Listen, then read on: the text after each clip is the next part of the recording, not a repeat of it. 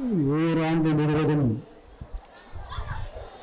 தேக்கி வைத்திருந்த திறமையின் அடையாளங்களை எல்லாம் காட்டி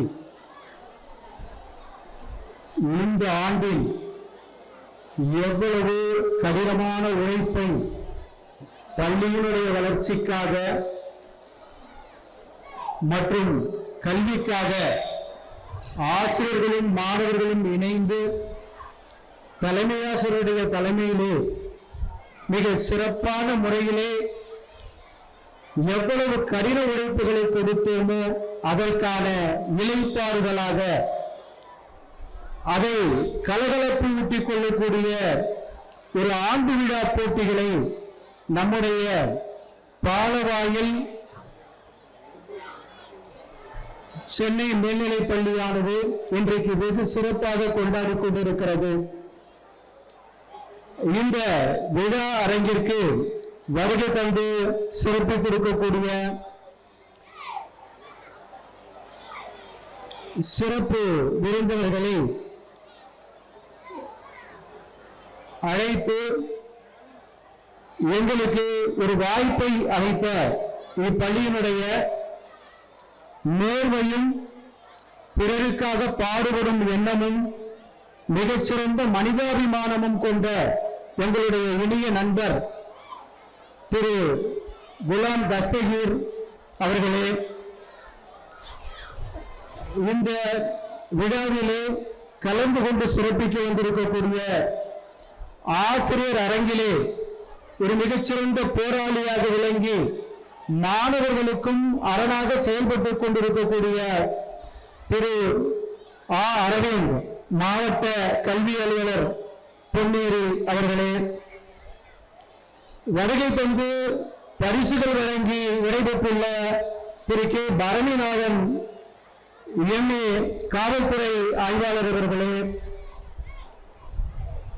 பெருநகர சென்னை மாநகராட்சி கல்வித்துறையில் முன் எப்போதும் இல்லாத வகையில் நிர்வாக ரீதியாகவும் விளையாட்டுத்துறை ரீதியாகவும் கல்வித்துறை ரீதியாக தங்களுடைய மிகப்பெரிய சிந்தனைகளையும் அர்ப்பணிப்புகளையும் தொடர்ந்து அளித்து மேலாள் உதவி கல்வி அலுவலராக பல்லாண்டுகள் பணியாற்றி ஓய்வு பெற்றிருக்கக்கூடிய எங்களுடைய நல் வழிகாட்டு திரு வி முனியன் ஐயா அவர்களே,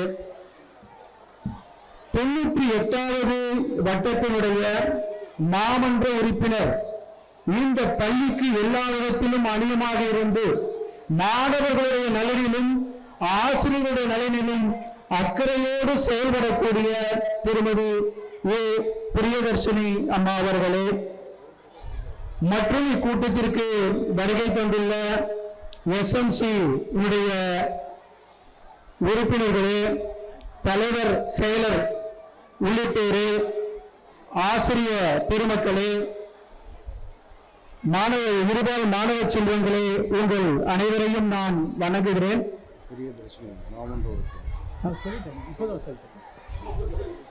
இப்ப நான் இவ்வளவு நேரம் நான் சொல்லிட்டேன். ஆனா நான் பேச போது 2 நிமிஷம் தான் பேச போறேன்.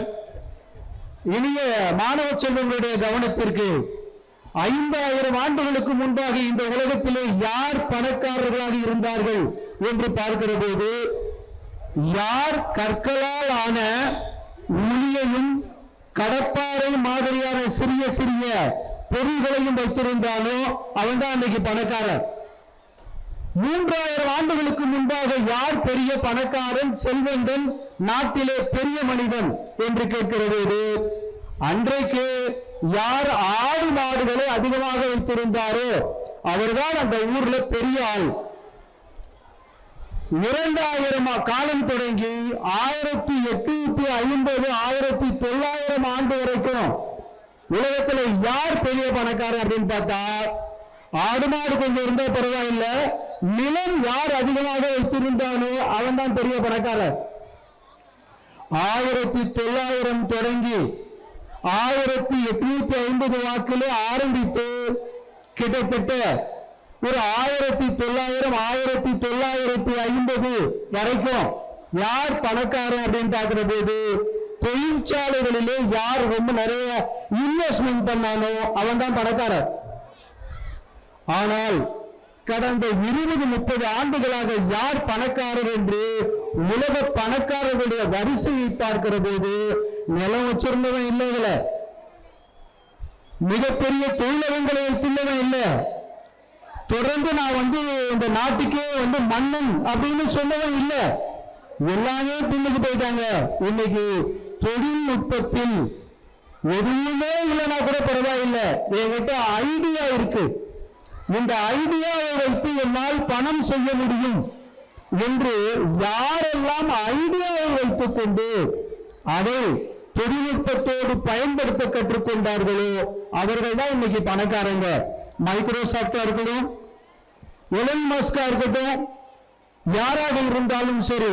ஆகவே இந்தியா மாதிரியான வளரும் நாடுகளில் இளைஞர்கள் அதிகமாக இருப்பதனால் இங்க நம்ம கிட்ட இருக்கிற சோர்ஸ் முக்கியமா மூளைதான்.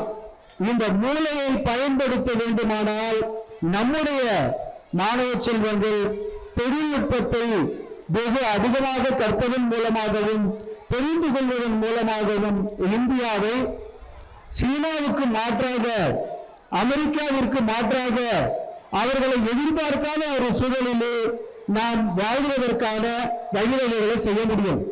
இந்தியாவுக்கு முன்னாடி இருக்கக்கூடிய 2 சவால் தான்.